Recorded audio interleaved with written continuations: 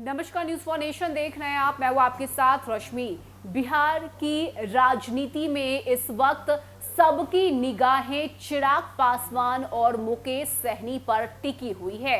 अब आप सोच रहे होंगे कि आखिर हम इन दोनों का नाम क्यों ले रहे हैं। तो आपको बता दें कि इस वक्त बिहार में जब से महागठबंधन की सरकार बनी है तभी से राजनीतिक उठापटक जो है वो थम सी गई है और इसीलिए चिराग पासवान और मुकेश सहनी पर सभी की जो निगाहें हैं वो जा टिकी हैं कि आखिर ये दोनों अब आगे क्या कुछ करने वाले हैं। मूल रूप से देखा जाए तो ये एक आपदा में अवसर का मौका है चिराग पासवान और मुकेश सहनी के लिए। ये दोनों ही राजनेता अपने एक कदम से इस पूरे गेम को पलट सकते हैं और यही वजह है कि बिहार की जनता इन दोनों के अगले कदम का इंतजार कर रही है। हम आपको बारीकी से इस बात की जानकारी देते हैं कि आखिर क्या चिराग पासवान को लेकर संभावनाएं बन रही हैं और मुकेश सहनी जो है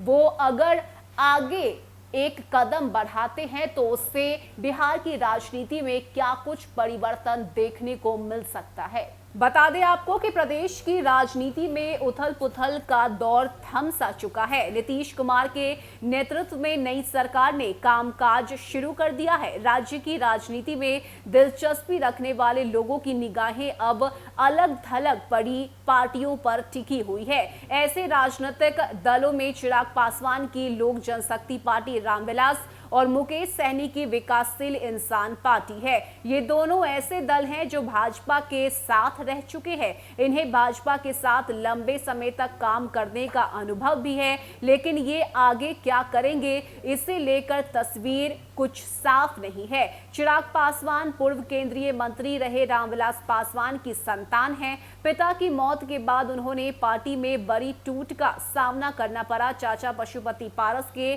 चले दाव ने चिराग पासवान ऐसे फंसे कि पार्टी में वे अकेले नेता रह गए। हालांकि उनका रुझान भाजपा की ओर ही बना हुआ है। साल 2020 के चुनाव में तो उन्होंने खुद को मोदी का हनुमान तक कहा था, लेकिन चुनाव में आशा के अनुरूप सफलता हासिल करने में वो सफल नहीं हुए। लोक जनशक्ति पार्टी रामविलास को लेकर लंबे समय से कई शंका और कयास लगाए जा रहे हैं, लेकिन विशेष अब तक किसी नतीजे पर नहीं पहुंच पाए हैं कि आखिर चिराग पासवान का अगला कदम क्या होगा। वे राजनीति में अकेले चलेंगे या फिर भाजपा के साथ चले जाएंगे। चिराग पासवान की तरह विकासशील इंसान पार्टी के संस्थापक मुकेश सहनी भी राजनीतिक में अभी अकेले ही सफर में है। भाजपा के साथ अपना राजनीतिक सफर शुरू करने वाले मुकेश सहनी ने 2015-16 में अपनी पार्टी बना ली और महागठबंधन में साथ हो गए, लेकिन साल 2020 में चुनाव में टिकट बंटवारे में हुए विवाद के बीच उन्होंने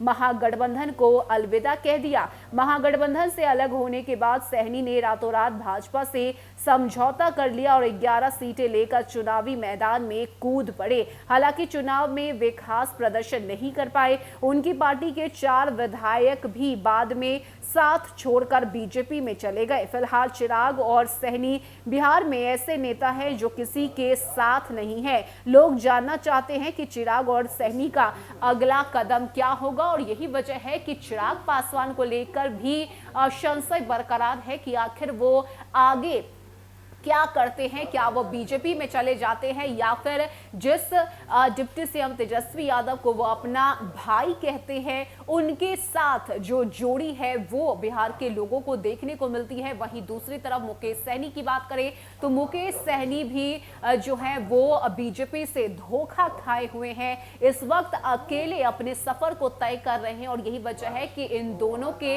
अगले चाल से अगले कदम से बिहार की राजनीति में बड़ा बदलाव हो सकता है और यही वजह है कि इन दोनों की चर्चा इस वक्त बिहार के गलियारों में जोरों से हो रही है। फिलहाल के इतना ही। ज्यादा अपडेट के लिए आप जुड़े रहिए न्यूज़ फॉर नेशन के साथ। नमस्कार।